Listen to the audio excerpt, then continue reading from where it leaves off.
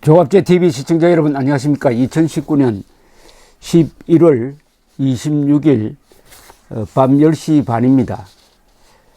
자유한국당 황교안 대표가 현재 7일째 단식 농성을 하고 있습니다. 아주 어려운 환경에서 하고 있습니다. 청와대 앞에서 하고 있는데 제대로 텐트도 치지 못하고 그냥 누워서 이불을 덮고 있는 모습입니다.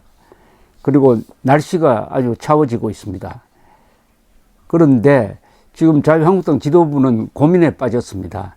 이 이상 단식을 하면은 회복 불가능한 건강상의 타격을 받을까 걱정을 해서 병원으로 옮기는 방안을 논의하고 있는데, 오늘 밤 9시 10분쯤 정미경, 김술래, 김광림, 신보라 최고위원이 황 대표를 찾아가서 천막 안으로 들어가 가지고 설득을 했는데, 황교안 대표는 아직 할 일이 남아있다, 아직 더 있어야 된다고 이야기를 했다고 합니다. 이 한국당 최고위원 4명은 병원에 가서 진찰을 받자고 강하게 권유하였지만은, 김광림 최고위원에 따르면은 황 대표는 목소리가 잘 나오지 않아 가지고 최고위원들이 황 대표의 입 쪽으로 귀를 대고 대답을 들었다고 합니다. 천막에서 나온 정미경 최고위원은 황 대표 성격상 병원에 가지 않겠다고 할 게 분명해서 우리라도 병원에 가자는 권유를 해보러 왔다면서, 황 대표는 거의 말을 나누기 어려운 상황이라고 합니다. 힘들게 아직 할 일이 남아있다, 아직 더 있어야 된다라고 말했다는 것입니다. 김광림 최고위원은 병원에 가자는 건의에 황교안 대표가 완강하게 아니라고 말했다고 전했습니다. 그런데 이 황 대표의 상태와 관련해서 김술래 최고위원은 의료진은 이날 아침부터 단백뇨, 즉 소변에 단백질이 섞여 나오는 증상이 나타났다고 분석을 했다고 전했습니다. 단백뇨를 넘어 혈뇨가 나오면은 위급한 상황이 된다. 혈뇨가 조금이라도 나오면은 무슨 수를 써서라도 병원으로 옮겨야 한다고 말했습니다. 기자들한테서. 약사 출신입니다, 이분은.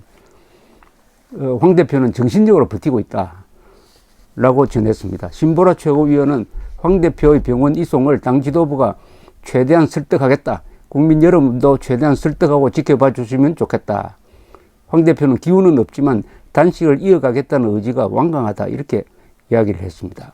김도읍 당대표 비서실장은 기자들에게 지금은 황 대표의 상태가 안 좋아지고 있다면서, 보통 단식을 할 때는 하루 3,000 내지 4,000cc 정도의 물을 마셔야 하는데, 황교안 대표는 1,000 내지 1,500cc 정도밖에 섭취를 하지 못하고 있답니다.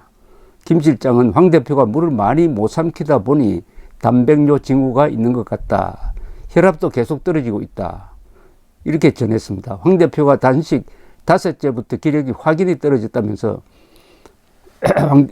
한국당 관계자는 황 대표가 방문자들의 얼굴도 제대로 알아보지 못할 정도로 상태가 악화되었다라고 전했습니다. 황교안 대표가 단식을 시작할 때 3가지를 걸었습니다. 한일군사정보보호협정을 유지해야 한다. 그리고 연동형 비례제 선거법을 개정하지 않아야 한다. 그리고 공수처는 폐기해야 된다는 입장이었는데, 그 중에 하나는 달성이 되었습니다. 유지. 지소미아 한일군사정보보호협정은 유지로 결정이 되었습니다. 그래서 문재인 대통령이 강기정 정무수석을 보내서 중단을 호소를 했지만은 계속하고 있습니다. 이 황교안 대표의 이 단식은 중인 환시리에 이루어지고 있기 때문에 저는 참 정직한 단식이라는 생각이 듭니다. 그분의 성격이라든지 소신에 맞게 정직하게 아주 어떻게 보면은 깔끔한 단식을 하고 있다는 생각이 듭니다. 깔끔한 단식. 자기 혼자서 그 고통도 동반자다. 어제 그래서 그런 표현을 썼더군요. 고통도 나의 고마운 동반자다라고 했는데, 지금 이 잘못하면은 며칠이 지나면은 이 사경을 헤매는 정도까지 가면은 그때는 주변에서 결단을 해야 된다고 생각을 합니다. 결단을. 생명보다 소중한 것은 없죠. 아무리 명분이 좋다 하더라도 생명과 바꿀 수는 없다고 생각을 합니다. 그리고 단식은 이 회복 기간이 상당히 단식 기간보다 훨씬 더 많이 걸린다는 걸 감안하면은 지금 연말에 이 연동형 비례제 그리고 공수처의 뭡니까 일방적 처리가 지금 눈앞에 오고 있기 때문에 역시 사령탑이 건강을 유지를 해야 장기적인 싸움에서 이길 수 있다고는 생각이 듭니다. 이게 장기전입니다. 좌파 반대한민국과의 싸움은 오늘 하루로 끝날 일은 아닙니다. 이게 몇 년 걸릴지도 모릅니다. 아니 몇 세대가 걸릴지도 모릅니다. 국민들의 각성이 있어야 자유 대한민국은 재건될 수가 있습니다. 그러니까 단숨에 극적으로 해결할 수 있는 성격은 아닙니다. 오늘 문화일보에 허민 전임 기자가 아주 흥미로운 칼럼을 하나 썼습니다. 내가 죽어야 라고 한 황교안이란 제목인데, 황교안 대표가 단식을 결심하기 직전에 만났던 이야기를 이렇게 소개를 했습니다. 아주 인간적 정감이 따뜻하게 흐르는 칼럼입니다. 한번 소개를 해드리겠습니다. 문화일보입니다. 허민 전임 기자가 쓴 짤막한 칼럼입니다. 황교안 자유한국당 대표의 단식 투쟁은 죽기를 각오한 결행인 것으로 보인다. 첩건들에 따르면 그런 선거법 개정안과 고위공직자범죄수사처 법안이 국회 패스트트랙, 즉 신속처리 안건에 올려졌을 때부터 이미 중대한 결심과 관련한 고민을 시작했다. 황 대표가 더불어민주당을 비롯한 범여권이 마음만 먹으면 이들 법안을 처리할 수 있다는 내용의 종합분석보를 받은 건 지난 8월이었다. 그때 황 대표가 보인 첫 반응은 그럼 내가 죽어야겠구먼 이었다고 한다. 이번 단식 결행은 오랫동안의 고민을 실천에 옮긴 것이다. 황 대표의 단식 돌입 불과 수일 전 국회에서 그와 만났다. 패스트트랙 처리와 야권 통합 등 복잡한 전국 해법을 고민하던 그는 내가 어떻게 내려놓아야 잘하는 걸까요? 라고 물었다. 질문이라기보다는 어떤 결심을 담아낸 말로 들렸다.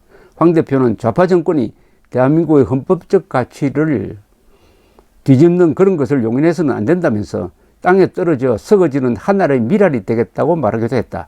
그 며칠 뒤 황의 투쟁이 시작되었다. 키르케고르의 표현을 빌리자면 그는 실존적 인간형이다.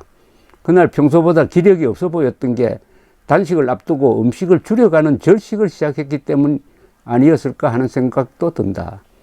과거 청와대를 출입했던 기자는 초겨울을 앞둔 청와대 앞 광장의 칼바람이 얼마나 매서운지를 안다.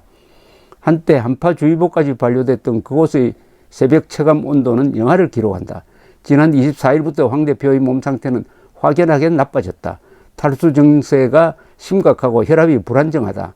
단식 첫날 황 대표를 한 아세안 특별정상회의 환영 만찬장으로 초청했던 문재인 대통령의 청와대는 이제 임시 천막을 강제 철거하겠다고 통보해왔다. 하지만 콘크리트 바닥 위에 몸져 누운 그는 순교를 각오한 모습마저 풍긴다. 황 대표는 과정의 비관론자인 동시에 궁극적 낙관론자다. 현재의 가시밭 고행길을 거쳐 미래의 승리를 선취할 것이라는 세계관이다. 그래서 그는 고통마저 소중하다고 했다.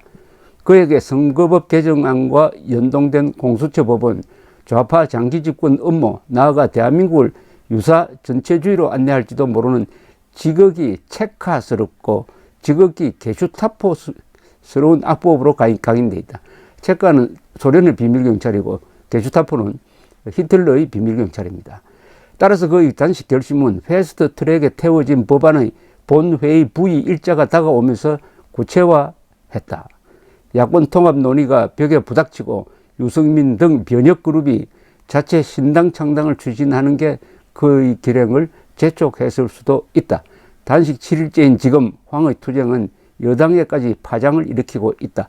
이해찬 민주당 대표가 한국당과 최대한 협상해 선거법을 합의 처리해야 한다고 말한 것이 그렇다. 같은 당의 이인영 원내대표는 황 대표 단식이 패스트트랙 처리에 중대 장애가 되고 있다고 했다. 단식 시작 무렵의 기득거림과 폄훼도 사라졌다.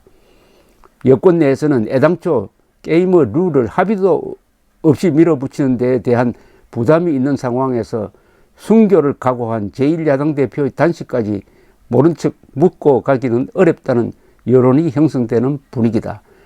예상컨대 황의 투쟁은 패스트트랙 국면의 중대한 변곡점을 만들어낼 가능성이 크다. 이미 황교안 대표의 목숨을 건 단식이 전국에 커다란 파장을 지금 던지고 있다는 이야기입니다. 역시 목숨을 건다는 것은, 특히 높은 사람이 목숨을 건다는 것은 역사를 움직일 수 있는 힘이 있다는 것을 새삼 느끼게 합니다. 감사합니다.